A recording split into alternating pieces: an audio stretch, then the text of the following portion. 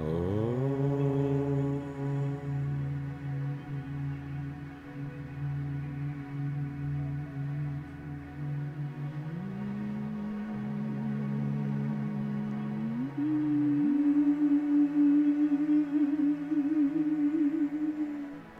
And we are live. And we are live. And welcome everyone to your spiritual consciousness, beautiful, flowing, wave surfing, Flowing. podcast experience. Vibrating. Thanks for tuning in. Thank you all for tuning in to this higher dimension. This higher plane. This is dimension number 23, the 23rd 23rd. spoken openness dimension. 23rd dimension. And we have a beautiful quote to start off this amazing journey. Mm-hmm. And I'm just going to get right into it. It goes Thank like you. this. By the way, Lewis Thomas said this, okay? Lewis Thomas, everybody. Mm-hmm. Just so you know, I mean, this is huge, okay? Mm-hmm. Here it goes. The greatest of all the accomplishments of the 20th century, science. Dude, I need to start this over. This is a long sentence. That caught me off guard a little bit. Okay. The greatest of all the accomplishments of 20th century science has been the discovery of human ignorance. Let me repeat that, okay? Okay. The greatest of all the accomplishments of 20th century science has been the discovery of human ignorance. I think that could be interpreted in many different ways I agree. and ways. Ways and waves. Yes. I think one thing that immediately, first of all, I feel like we're not too sure about, or I'm not too sure. We're pulling this out of nowhere. So, you got what's the context? We don't know. We don't know what the context is. We have no idea. And Yes. I'm not too worried about that. Yes, because so we don't care. I don't care that much. I Yeah. mean, it's It's interesting. not like we don't know out of ignorance. It's willful ignorance. Willful ignorance. Yes. Willful, everyone. So this is something that everyone says. Willful ignorance is better than regular ignorance.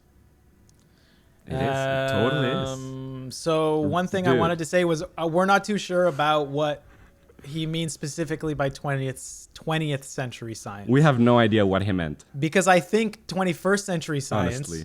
probably Yeah. is the same thing. I mean, we're constantly, if the idea is that we're constantly discovering what we don't know, I think that's going to go on forever, right? I think that is going to I mean, be... forever is a loaded word, but It is a loaded word. I feel you. Okay, let me rephrase. Yes. We're always going to not know stuff. Always. There's always going to be huge mysteries. If as an archetype, there's always going to be the unknown and the known. If that, like, the unknown is a fundamental part of the way reality, our psychology, the way things are, there are things you know and there's things you don't know. And as a society, I think Yeah. we're always going to have stuff that we don't know. I mean, that's... Yes, we because can't- that's the nature of the universe. That's the way it Right. is. There is stuff and there isn't stuff. And there's stuff here, and that means that there's stuff not there. That if Yeah. And it's there's nothing and there's everything, and those things collide. it's both and and everything and It's not it. chaos and it's order. Yeah. And it's black and white and everything in between. Yeah. And so on this podcast, I would just like to make the disclaimer that we don't see Okay. color. But yeah, we haven't mentioned that yet, right? But we can move on from that. We don't see color in this podcast. But that's willful colorblindness as well. Because Right. we try to focus on light and shadow rather than color details, meaningless color details, Yeah.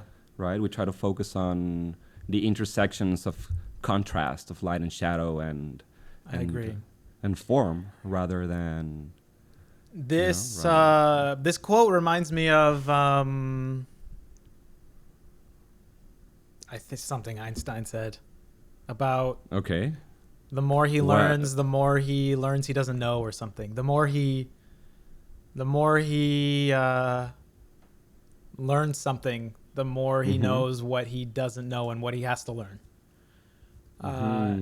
And so I think that it is. I think understanding what you don't know is a great resource.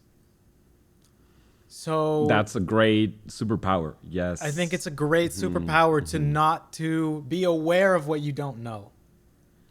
Yes. Yes. Is that not also something a Greek philosopher said? Maybe Socrates?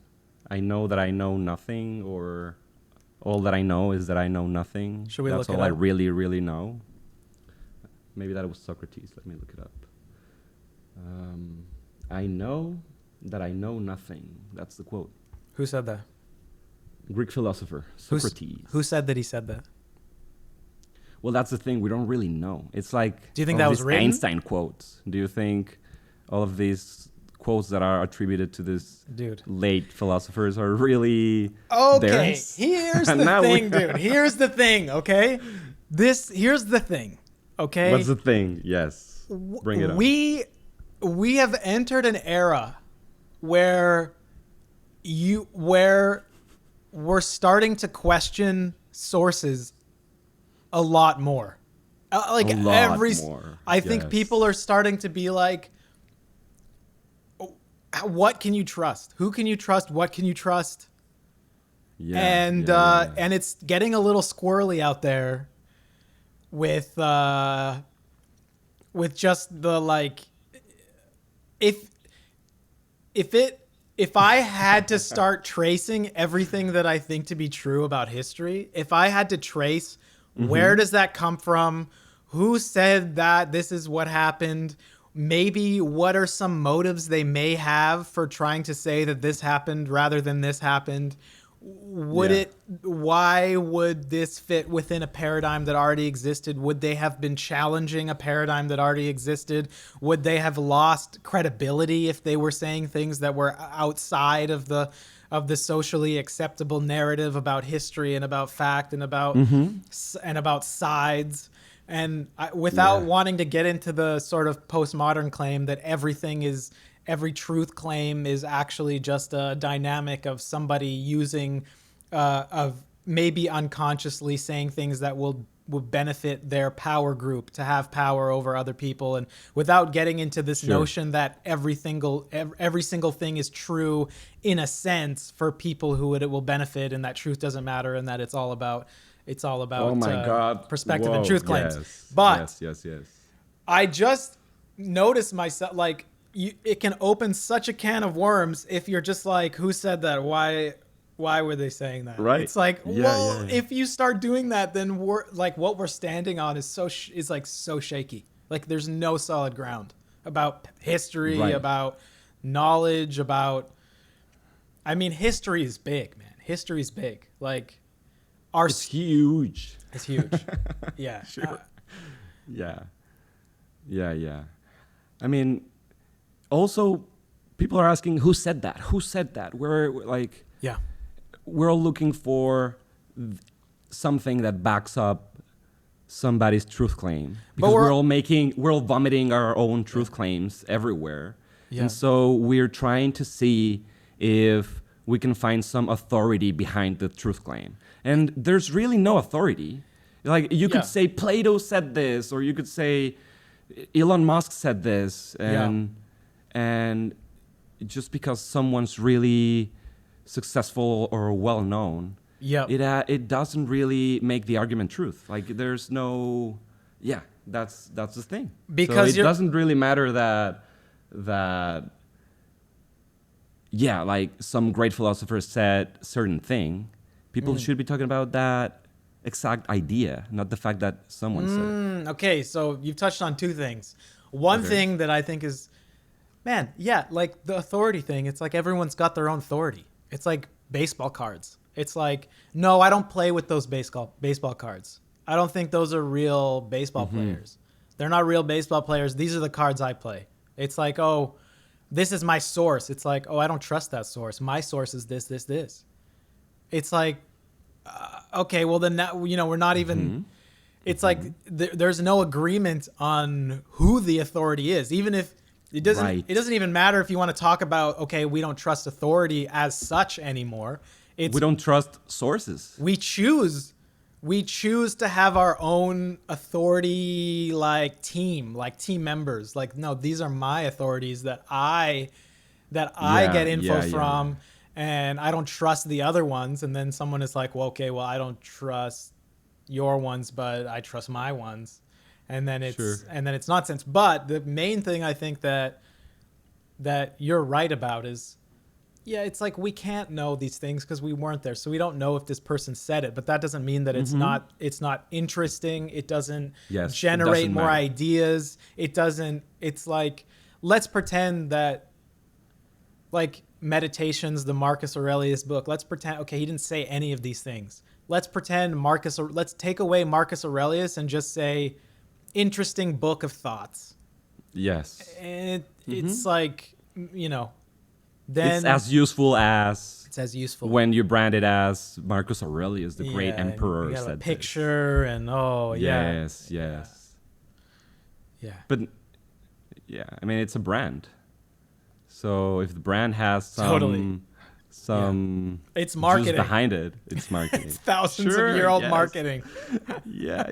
Marcus Aurelius is sitting, he's like, man, all these other leaders, they're so good with philosophy, and they say that they grew up with these amazing educations, and he was taught by this. He's like, man, I need to find someone to ghostwrite a philosophy book, otherwise the population will be like, this guy doesn't think, he's not a good thinker. He's like, oh man, he's going on thousands of year old Craigslist going like, ghostwriter needed for philosophical insights,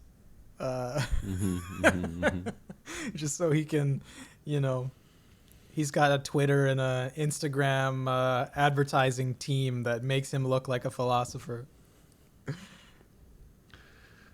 Yeah, I mean, everyone's free to use these old philosophers' marketing in their advantage. I mean, there's a new wave of modern Stoic teachers, pseudo coaching in Greek philosophy. Right. That, I mean, they're making a lot of money, to be honest. I think some of these guys, they're just repeating whatever Marcus Aurelius said. Yeah. Would you consider them to be fake gurus, or would you consider them to be real gurus? They're not even in the fake guru category. I was using guru in the sense of like the actual, like the definition. I think we talked about this before, of just something that increases your wisdom, or something that brings you closer to knowledge or wisdom, or whatever, however we put it before. Let's pretend I said it more eloquently, but I was using guru in like a teacher sense of just general. For sure. I agree. And so then, yes, I mean, this information has been out there for a long time, and since no one really owns that, you can just use that as like your own philosophy, and you'll have your own students. And I guess if you're in the place where you have your own following of disciples, I guess if you're improving their life in some way, more power to you. But my point being, the first quote, the quote in the beginning, there's a real point to be made about being aware of what you don't know. Yes. Like being aware of what you're ignorant of, and that's a whole contradictory dilemma. Like it's how can you be aware of something that you don't know? Like it's there's an old Mexican saying, which I'm gonna say in Spanish, "El burro no huele a burro." That just means like a donkey cannot smell himself as a donkey. Only like an outsider can notice that. So how can you be aware of something that's completely inherent to your mode of being, right? And so yes, I think that's like the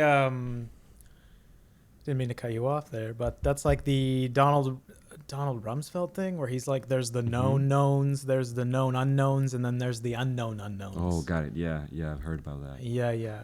Yeah, I mean, just to round it up, I think this new wave of self-help coaching is kind of hacking that fact that people really are looking for wisdom, but instead of providing that from a self-awareness or organic exploration of your current process, you engage in this, I would say, illusion of wisdom, because you suddenly have access to all of this information that's really, really powerful, but there's no real experience behind it. So just thinking about the difference between knowledge and wisdom, or morality.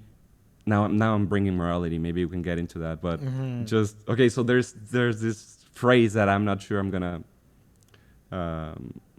put out there correctly, but it's something along the lines of knowledge is knowing right from wrong, and wisdom is choosing right regardless. So before we switch over into thinking about morality, I think that like it makes me think about, because I've always had this notion that I've always had this confusing understanding of how I feel regarding self-help gurus and people that are like self-help and all this stuff. And I think maybe part of it you touched on is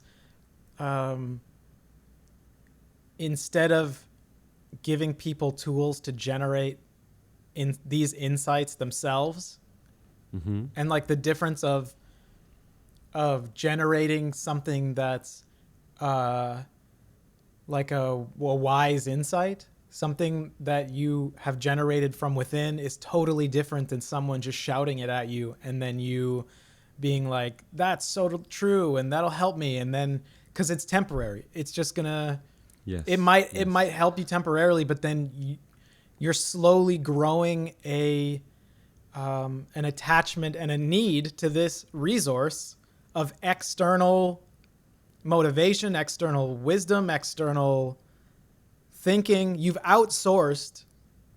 You're starting to outsource many things that will benefit you in your life, and it's slowly making you weaker. It's slowly making. I love how you phrase that. Yeah, it feels to me maybe, and I'm exploring out loud. I don't know, but I think that in the attempt to give people strength and motivation and help people, it makes people weaker, because it makes them rely on them for that outlet, for many things. It creates a dependency. You got to do another workshop so that you can get that insight buzz, and then it's going to slowly die, and then you need another retreat, and then it's going to slowly die, and then it's like, oh man, I feel like I'm getting back into my old ways or whatever, and then it's like, oh, I need to buy another audio box set. Yeah. But it's basically, I need to spend more money so that I can have a better experience of life. So that seeking for that help, that external thing that's gonna switch everything around and help you ultimately, it's an endless discovery. It's an endless pursuit. Yes. Because there's some truth in, I mean, most of these people would say things like, I'm not telling you anything new. Everything I'm saying you could learn from your own exploration or whatever. Like, yeah. But I do think that's true. You could. And the fact that you're willing to spend money so that you don't is the thing that's hurting you. Yeah. Right? I agree. I agree. I feel this. Okay. I feel the same way about people who, or the feeling of like, I need a personal trainer to tell me to put me on a diet and to maybe give me an exercise plan. It's like, No, the thing that you need is to not need to outsource that to make changes in your life. The thing that's preventing you from making progress is the fact that you think you need an external thing to make changes in your life. And to improve Like in any way. It's like an acceptance. It's like, I'm useless. I need someone else to tell me and to make me do these things because I'm accepting that I am incapable. And so you're writing a new story of being like, I'm an incapable person. And yeah. And I think that that's, I don't know, maybe that's not the same analogy, but it feels somewhat similar. It's like I need to outsource because I'm accepting that I can't do it from within. Yeah. And by the way, I don't really know how we got here, but now that we're here, that makes me think that, like, I'm kind of implying that people shouldn't really look for help outside at all. That's not, I don't think we're saying that. So yeah, we're not saying that, but if people do look outside for help, I think it should be done from a very self-aware perspective or approach, and really being aware that all of these things that we're mentioning are phenomena that are taking place and potentially hurting you or helping you through your healing process or whatever, right? And so just what I'm thinking is, now that we mentioned, for example,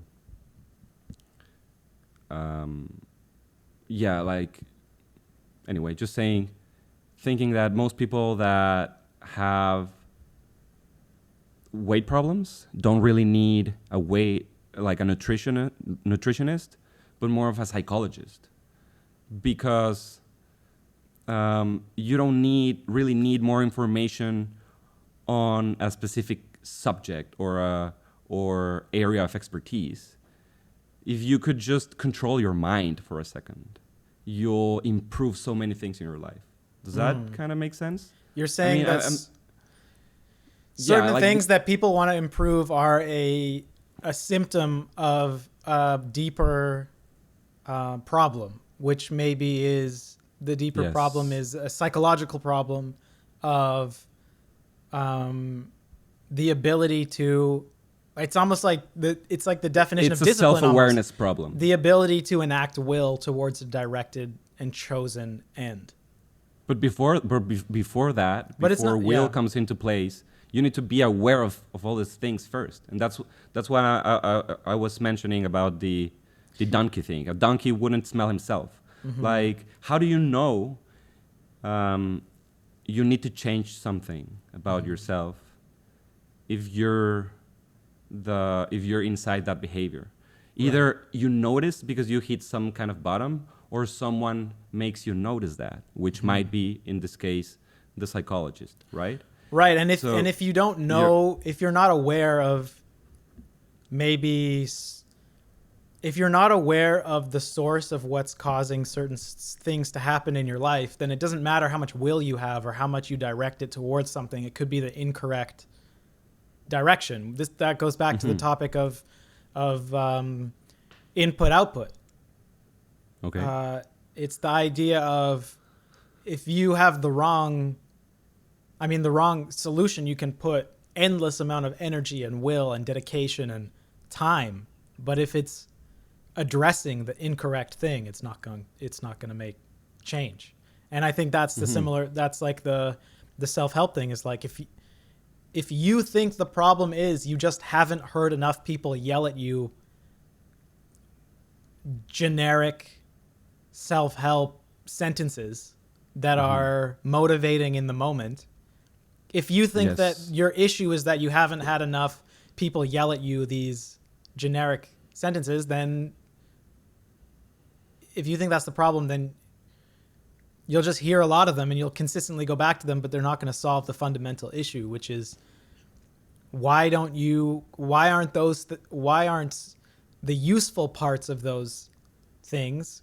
And also, it's not so true that everything, all of these generic self-help things, they're about a lot of different things in people's lives. And if you're trying Yeah. to hold on to all of them, it's like maybe you don't have the, it's like you're not, it's not focused. It's so widespread, and all these sayings about so many things are coming from different resources that had a very specific and very focused point. Yeah. So maybe that's a different conversation, but I also feel like if you're if you focus on an approach too. If you're getting these sayings that are from widespread and different philosophical, Where is that information coming from? where is it coming from? And maybe Totally. the people that generated that were doing or aiming at a different thing than these people over here. That's why I'm generally, if I ever come across some kind of life coach or title around coaching, Yeah. I'm always very, very skeptical about Yeah. whatever that person is doing, because the only instances where I'm like, okay, now I get it, is where they have some kind of psychology background, right? But they're mostly people that found some sort of success in life, and they're trying to like use that to now like help others. Yeah. And I'm not saying that's wrong, but I only find some sort of validity when they mention that they have some sort of master's degree in psychology, at least. But then I'm like, why aren't you a psychologist? If you really wanted to help people, you should have went through psychology school and really learned how to help people throughout their psychological processes. And so I think any word that relates to life coaching is just some frustrated psychologist that didn't really finish psychology school and wanted to help. Very big claim. Wanted to help. That's a huge claim for sure. But I'm like, Yeah. I really think psychologists can help people without the dependency being ultimately detrimental For to sure. the process. Yeah. No, I agree too. I Yeah. think that's true too. I think, and this makes me think of, I guess, a way that I would like to approach absorbing or consuming things that seem to have embedded within them some sort of wisdom or knowledge, Yeah. is to take time to try and see how I would have come to that same conclusion with what I already knew. So that it's not so much that I am storing a new thing, but it's giving me an end that I can try to reach using what I already know and the foundations that I already have. And if I can find a way to get there myself, then it's going to be much more long lasting. It's going to fit within a lot more neural networks that I can bounce off of. It's going to generate a better picture of the world it's going to incorporate better into the framework that I have of reality than if I just started storing kind of wise sayings and so on and so forth. I think that's really important. It's like, and one of the first one of the first conversations we had, I think one of the first podcasts, I think I was thinking about the phrase, let me know what you think. And it blew my mind because I'd never thought about it and I'd used it in conversation. But I remember like this moment where I was like, oh, that's such a great phrase. It's not like, it's like, no, let me, like, please allow me. It's like, it's within it. It's saying it's so important to me that I get your input on this. And it's a collective endeavor. It's like, please let me, and then maybe I can be a little bit smarter, or maybe I can understand it a bit better because I know that you have something that I don't know. And I don't know. I just bring that up because it's one of those moments where all the time we use sayings, we use phrases, we know so many generic phrases of benefit that is what lots of self-help people just repeat over and over again. But if you can't come to that realization yourself, it's not going to do anything. It's going to be temporary, or it's going to. So I think you're referring to the intention of finding some common ground, looking for coherence and looking for truth. And I think there's a bias implicit in that, because if you have certain worldview that vibes different with tradition A rather than tradition B, or some kind of new age guy versus some stoic philosopher guy. Maybe it's the same, really the same information, but it's presented in a different way. Yes. With different emotional charges attached to that. Different words. And so, and yeah. you're going to be inclined to enjoy one more than the other. Yeah. But just to refer back to, you were touching on where is this information coming from? Choose your discipline, or choose the worldview, at least, not discipline, but where is this coming from in terms of it? If you're gonna consume some of this information, I think you need to be aware of where it's coming from, from what school of thought, right, or from what tradition this thing that you're consuming and you're thinking this is new information that's helping me. Where is this really coming from? Because I just wanted to touch on one. Not because you've chosen I only consume from this worldview, and you're not saying to choose one and to consume only within that, but just understand the source and what's influencing it from its. Exactly. Be aware of what's the source, and what are these guys really talking about? Yeah. Try to understand before you adopt any of this. What is it like? In many cases, they're propositions, or suggestions. Yeah. Before you adopt any suggestions, try to understand where the information is coming from. And just to give an example, there's I think, a big debate in a very specific thing that I wanted, maybe we can elaborate on, which is some of these, let's call them the self-help coaches, or the fake gurus. Yeah. They're telling people to focus on the present moment. And there's a big school of thought around be here now, or the power of now. And the present moment being all there is. And the healing taking place in the letting go of the past that creates nostalgia and anxiety and neuroticism, and the future that creates stress and letting go of thoughts that are not rooted in the now. Blah, blah, blah. And then there's another, I would say, school of thought or line of thinking, or a different process, which involves in more awareness of past and future, more diving into and asking questions, and instead of letting go of past and future so that you can be here now, you incorporate the past and future in a different way, reshape your past story, revisit past events, heal trauma by looking at it. I don't think those are contradictory though, because one is a process of something you're doing in your life, and the other one is how do you exist in the moment?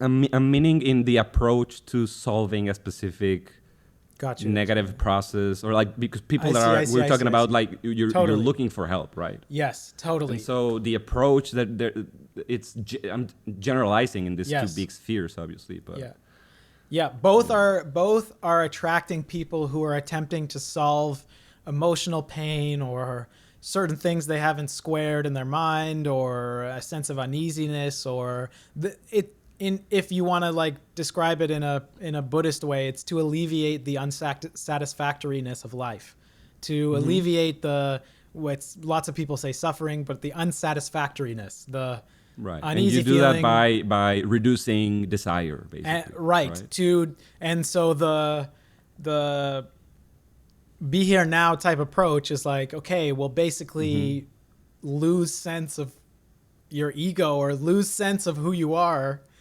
One way, and assume the understanding that who you are is an eternal soul that's been incarnated, that's pure present awareness, that's approaching other people who are the same thing, that are wearing ego clothes, that they're also forgetting, and so you are.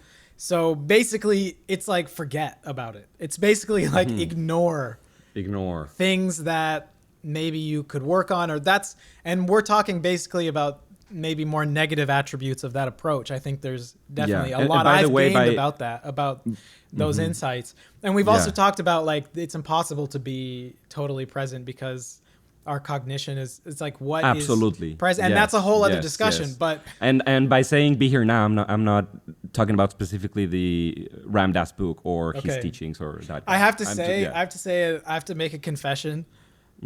I've spent a lot more time with Ram Dass, and so I've identified myself with be here now, and so I've completely avoided even looking at any Eckhart Tolle stuff because I'm like, no, Ram Dass is the OG. This is like Ram Dass. Sure. And I've just completely avoided it because I've turned it into, in my ego, I turned it into like Apple vs Microsoft. Like, I'm like, I'm in the Ram Dass camp. Sure. Yeah. And I think that's what we're talking about. I mean, these guys are, both of those guys decided in their life they were gonna put this information out there and quote themselves rather than quote someone else all the time. And so I'm all for it. I'm not at all implying that. Yeah. I did the same. I did the same thing with 1984 and Brave New World. I'm like, I'm a Brave New World guy. I don't. Yeah. Yeah. Not a 1984 guy. Oh, I just used to. I remember growing up and everyone was reading 1984, and it was prescribed. I don't want to say prescribed. It was more given in prescribed school. by teachers. Prescribed reading by teachers. And Brave New World wasn't as like, it wasn't as, it was like more of the outsider version. And I was like, I'm more into Brave New World actually. I'm a little bit, Yeah. Yeah, I like investigating and finding my own dystopian future novels actually. Knowing what we don't know. Yeah. Knowing what we don't know is it possible? Well, is it an aim? Is it something to think about? Does it matter? Yeah. Yeah, I think we can agree that it matters, that you at least open yourself to the possibility of not knowing a lot of things. Oh, I think that is necessary. I would say that is necessary. Yes. Is that necessary? I think it is. It is, and it is very valuable. You cannot know everything. But would you say it happens from curiosity? Like yes. Because it's the starting point. I think. Nice. Maybe this is another wave though. Yeah. Maybe possibly. We can link this to curiosity and possibly creativity again. I also would like to say that, and I'm doing a little both and move here. Okay.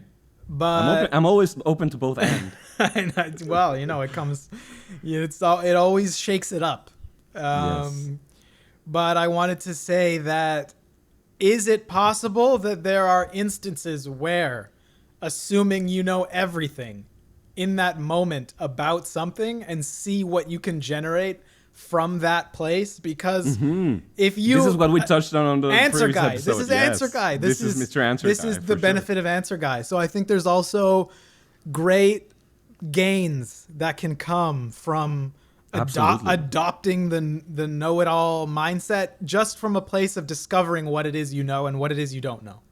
Yes. And in this case, I think this quote comes very nicely here, which is by Francis Crick, who said, "How do I know what I think until I hear what I say?"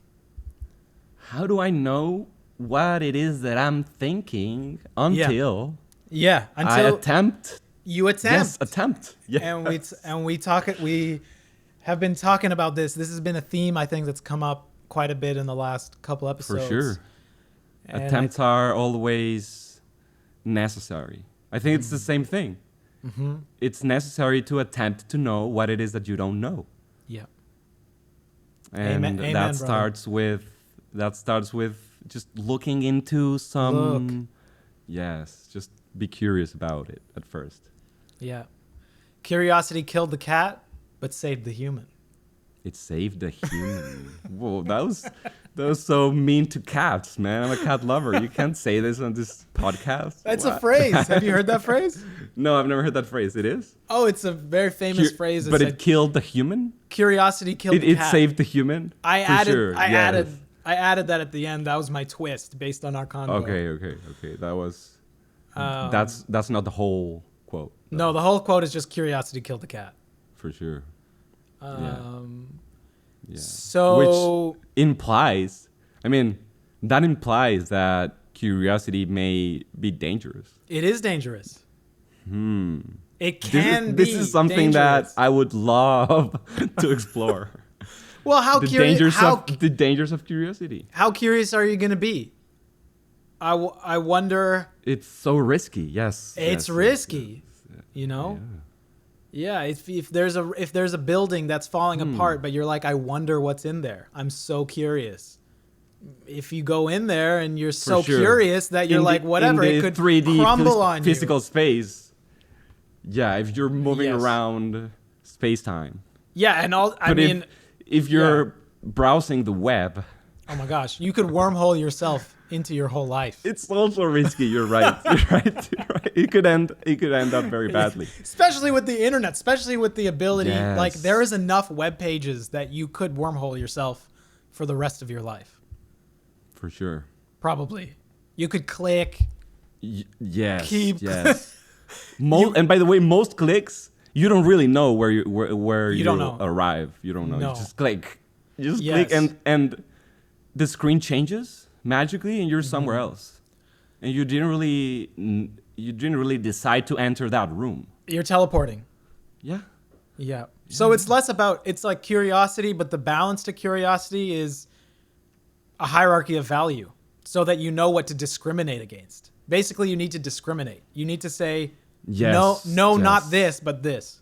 But sometimes you need to discriminate before you actually engage in even looking. Some things you can't unlook. Set the framework. But some things you can't unsee.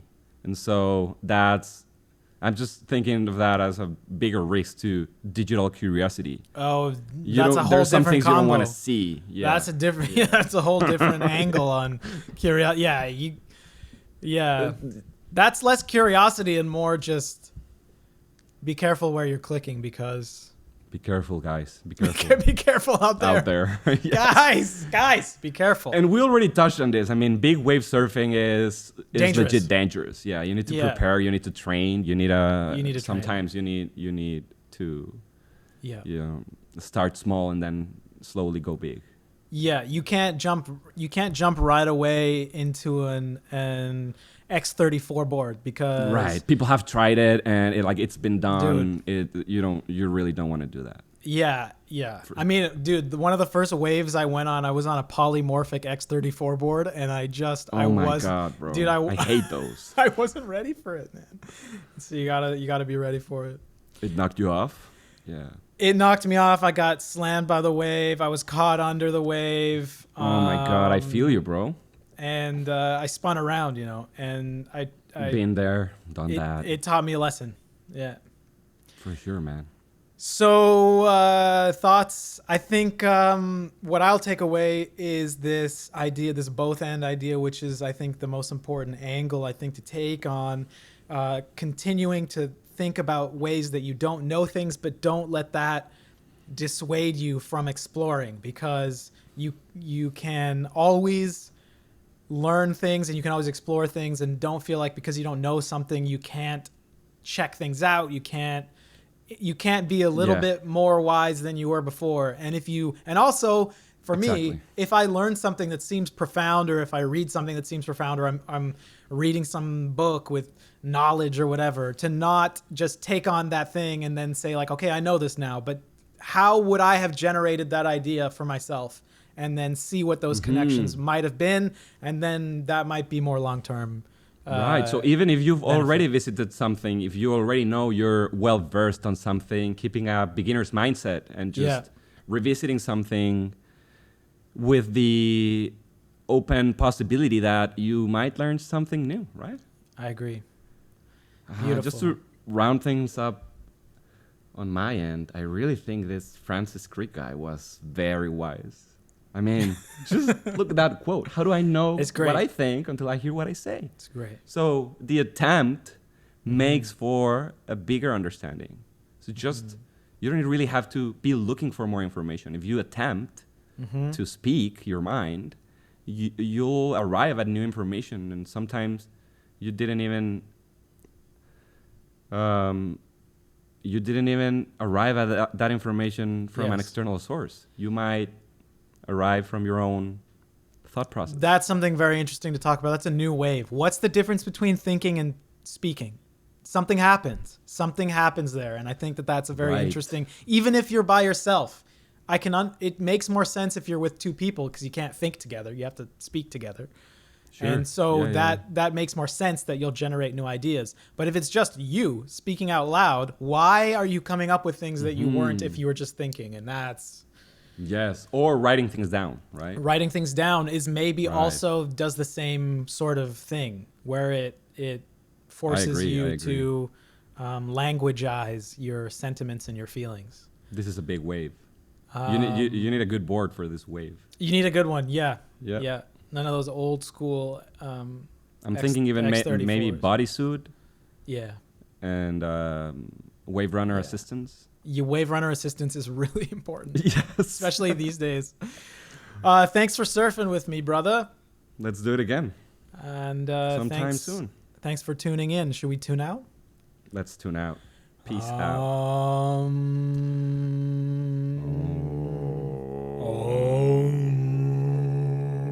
Man, such good vibrations.